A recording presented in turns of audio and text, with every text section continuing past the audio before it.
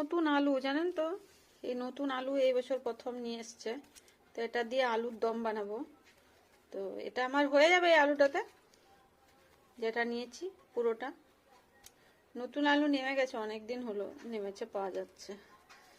একটু ভালো করে ধুয়ে পরিষ্কার করে নিই, তারপরে দেখাবো।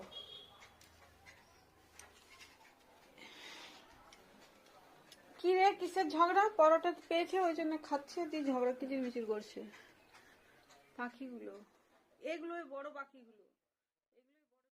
আর আজকে আমি বানাবো নারকেল কুচি দিয়ে, যে নারকেল এটা দিয়ে নিরামিষ আলুর দম। তো এটা হ্যালো ফ্রেন্ডস, দেখুন এটা হলো নিরামিষ আলুর দম। তো এটা আমি বানালাম অনেক কাটসাজি করে। তো এটা খেতে আর এত টেস্টি দেখতে, দুটোই খুব লোভনীয়। আর দেখুন কত সুন্দর বানিয়েছি। এরকম করে হাতা করে তুলে তুলে দিতে হয় এক একজনকে, এরকম। নিরামিষ কিন্তু এটা, আর খেতে চমৎকার। এই দেখুন কি সুন্দর, অয়েলি অয়েলি একটু।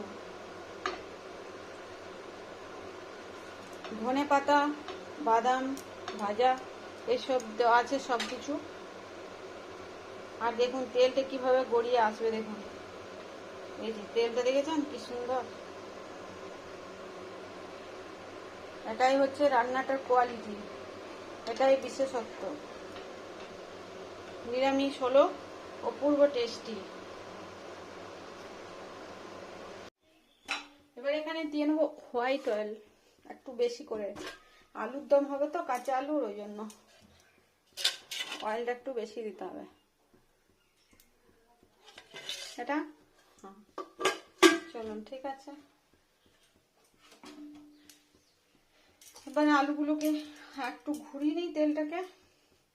সাঁড়াশি কোথায় গেছে গো? সাঁড়াশি রয়ে গেছে সেই ওভেনের তলায়।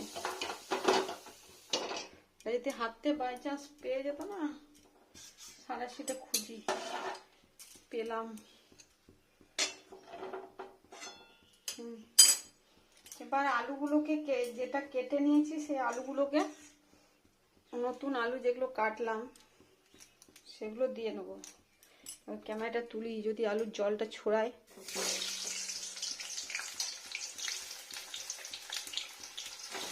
এটা আলু নতুন আলু কেটে ধুয়ে নিয়েছি, আর এরকম করে কাট লাগিয়েছি। নিরামিষ বানাবো ওই জন্য।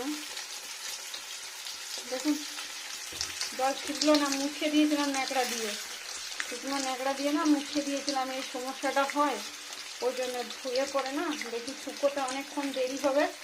ওই জন্য কি হয়, তাড়াতাড়ি করে মুছে দিই শুকনো ন্যাকড়া দিয়ে, ভালো পরিষ্কার কাপড় দিয়ে মুছে দিই।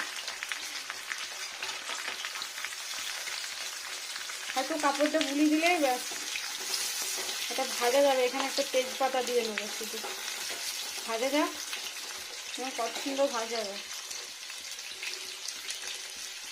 একটা তেজপাতা, আর একটা তেজপাতা, দুটো তেজপাতা দিয়ে নিলাম।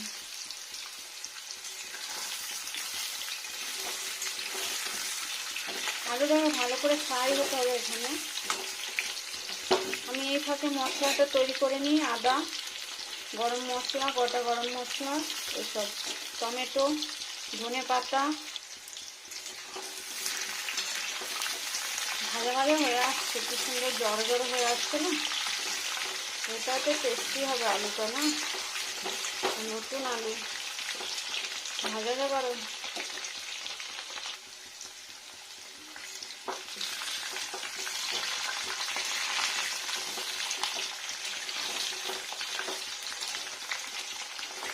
আরো আলু আরো বান্ডল কালার হবে না।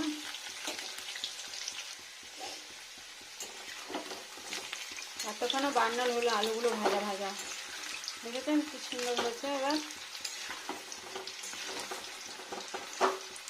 আর আলুগুলো এখান থেকে তুলে নেবো, তার আগে আমি এখানে একটা কাজ আছে। 5 মিনিট পর থেকে আলুগুলো তুলে নিই। কি সুন্দর কালার হয়েছে না, এটাই আলুর দম হবে আজকে। একটু যদি জল পায় না তেলে, তাতে হাতেই লাগানো হোক আর যেভাবেই হোক, যেখান থেকেই আসুক, ও চটচট চটচট করবে। আর এটাই সব থেকে টেনশন বেশি, জল রয়ে গেল কিনা। খুন্তিতে, হাতে, ন্যাকড়া দিয়ে মুছি, কিন্তু নিরামিষ আজকে হাত ধোয়ার অতটা বাতিক নেই। এটা হলো আলু, আলুটা ভাজা হয়ে গেল। এবার নারকেলগুলো একটু ভেজে নিই, বাদামটা একটু ডুবিয়ে ভাজতে হবে, ফুটবে জানেন তো, ফট ফট করে ফুটবে, ওই জন্য ওই ইয়ে করে করে ঘুরিয়ে ঘুরিয়ে ফাটিয়ে নিতে হবে।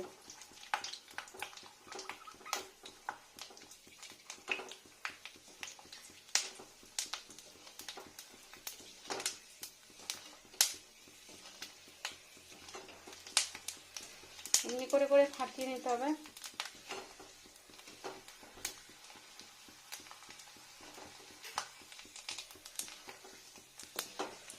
নড়া দিলে অতটা পুড়বে না।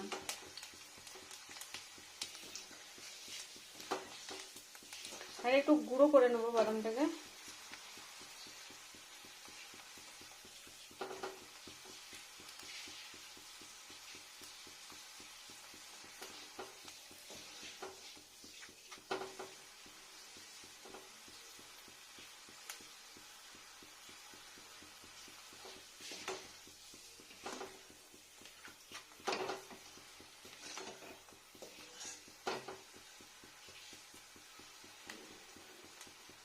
এক মিনিটের উপর লাগছে, সময়টা অন আছে না, ওই জন্য দেখতে পাচ্ছি। ভাজা গেছে না, ভাজা গেছে। পুরো নারকেল দেবো না,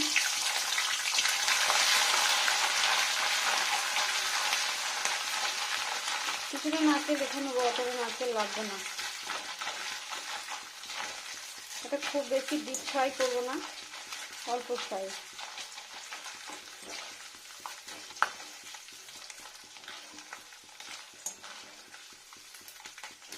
যেই বানানো একটা শুরু হয়ে যাবে, ব্যাস।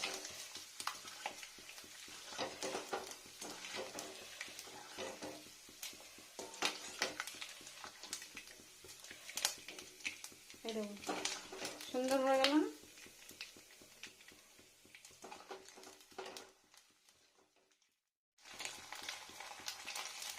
এটা হয়ে গেল, এই দেখুন এরকম কালার। 1 চামচ পরিমাণ চিনি, আর এটা হচ্ছে গোটা গরম মশলা, থেতো করা লবঙ্গ, এলাচ, দারুচিনি, এটা দিয়ে নিলাম চিনিটার সাথে। আর এটা হচ্ছে 1 চামচ ঘি, এখানে দিলে শরীর খারাপ হবে না। আর এখানে হচ্ছে আদা, দেখুন এখানে আদা দেওয়া হলো। আর এবারে দিয়ে নেবো পরিমাণ মতো হলুদ, আদাটাতে 2 চামচ হলুদ। আর দিয়ে নেব লবণ 1 2 3, পুরো আলুটার পরিমাণ লবণ 4, হাফ 3 and হাফ লবণ দেওয়া হলো, আদা দেওয়া হলো, চিনি দেওয়া হলো। তো ভালো করে নাড়িয়ে নিই, পুরো অয়েলে ডুবুডুবু করতে হবে, নাহলে একদম ভালো লাগবে না। এটা হলো। এবার এখানে দিয়ে নেবো একটু জিরার পেস্ট, একটা কাঁচা জিরার পেস্ট। আর এখানে দিয়ে নেবো একটু ধনের গুঁড়ো, 1 চামচ পরিমাণ মতো ধনের গুঁড়ো, এই দেখুন এইটুকু। ধনের গুঁড়োটা কম। আর দিয়ে নেবো লঙ্কার গুঁড়ো, লঙ্কার গুঁড়োটা অতটা পরিমাণেই দেবো, একটু ঝাল ঝাল। এই দেখুন এটা লঙ্কার গুঁড়ো, কাশ্মীরি লঙ্কা নেবে, স্লো টেম্পারেচার করতে হবে, নাহলে পুড়ে যাবে, ব্যাস। আর এখানে দিয়ে নেবো কাঁচা লঙ্কার চেরা, এগুলো কম ঝাল আছে। ফ্রাই ফ্রাই ফ্রাই, একটু স্লো টেম্পারেচার, ব্যাস। এখানে দিয়ে নেবো 2 গোটা টমেটো, জলটা বের করে দিই ভিতরে আমি সবসময় টমেটো। লঙ্কা গুঁড়ো তো লেগে রয়ে গেছে চামচে।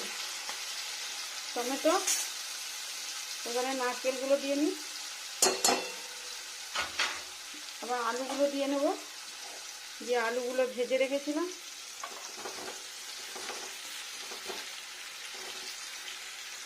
বাদামটা কয়েকগুলো দেবো আর কয়েকগুলো রেখে নেবো, তো টেস্টির জন্য দিতে হবে একটু। এবার নাড়া দেবো। এটাই হবে আলুর দম নিরামিষ, খেয়ে শান্তি আছে। একটু অয়েলি নতুন আলু নলে ভালো লাগবে না। ধনে পাতা দিয়ে ফিনিশিং করবো। এবার কষাতে হবে, টমেটোটা গলবে। এখানে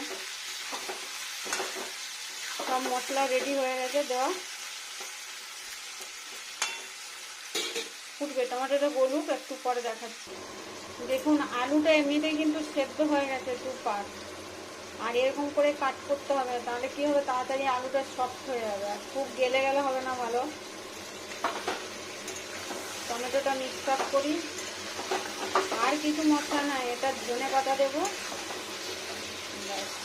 ফিনিশিং হয়ে যাবে টমেটোটাতে। নারকেল দেওয়া আছে, ভালো লাগবে খেতে। এটা নিরামিষ সম্পূর্ণ, দেখলেন তো পুরো। আমি এটাই বানাই নিরামিষ, একটু মুখে করতে অয়েলি একটু বেশি হবে আজকে, অয়েলটাই খেতে ভালো লাগবে। আলুটা মেখে না অয়েলটা, জল দিয়ে দিলে ফেটে যাবে, ভাজা ভাজা হবে না, একদম টেস্টি আসবে না। ওই টমেটোটাতেই সুন্দর সেদ্ধ হবে। যখন ভাজা, এখন জল দেওয়া যাবে না বললাম, যখন ভাজা হয়ে যাবে তখন অল্প জল সাইড থেকে দিতে হবে, সামান্য পরিমাণ, জাস্ট তেলটা হবে ব্যাস। আর ভাজার দরকার নেই, টমেটোটা গলে গেছে মনে হচ্ছে। হ্যাঁ, তেজপাতাটা মাঝে ভরে দিই। এই দেখুন তেলটা কি সুন্দর বেরিয়ে আসছে তো। এবার সাইড থেকে অল্প এখন জলটা দেবো, জলটা বের করি। অতটুকু জল আমি তাও দেখাচ্ছি, মানে খুব কম পরিমাণেই জলটা দিতে হবে, বেশি জল দেওয়ার দরকার নেই। হাতের হাতাটা দাঁড়ান, এই দেখুন হাতা মাপ করেই দিই। এই যে জলটা দিলাম, সরি, এবার স্লো টেম্পারেচার একদম দিলো, এরকম ফুটবে।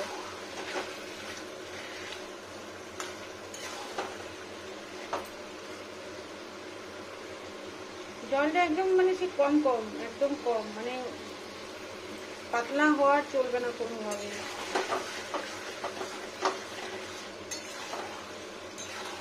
এই দেখুন কি সুন্দর।